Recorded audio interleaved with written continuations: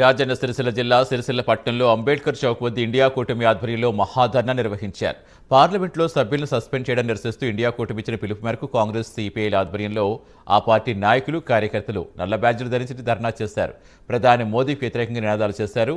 అగంతకులకు సభలోకి అనుమతించిన బీజేపీ సభ్యునిపై చర్య తీసుకోకుండా విపక్షాల గొంతురక్కడం చాలా దారుణమని కాంగ్రెస్ నాయకులు మండిపడ్డారు. అలాగే ఏఐసిసి, పిసిసి పిలుపు మేరకు రాష్ట్ర వ్యాప్తంగా కూడా నిరసన కార్యక్రమం చేపట్టడం జరుగుతుంది. వల్ల ఏదైతే భారతదేశ చరిత్రలో, ప్రజాస్వామిక చరిత్రలో ఇదొక చీకటి రోజు.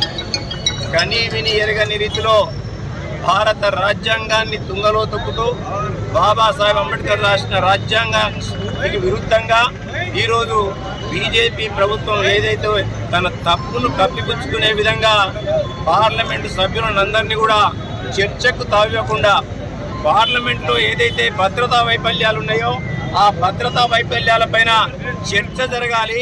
ఆ చర్చకు ఇవాళ తావివ్వకుండా ఎవరైతే అగంతకులు ఈరోజు పార్లమెంటు భవనంలోకి అంత కట్టుదిట్టంగా ఉండే చర్యలన్నింటి కూడా ఛేదించుకొని ఇవాళ పార్లమెంట్లోకి అడుగు పెట్టడానికి ఏ విధంగా తావిచ్చారు, ఆ తావు ఇచ్చడానికి కారకులు ఎవరు, వారిపైన చర్యలు తీసుకోవాలి.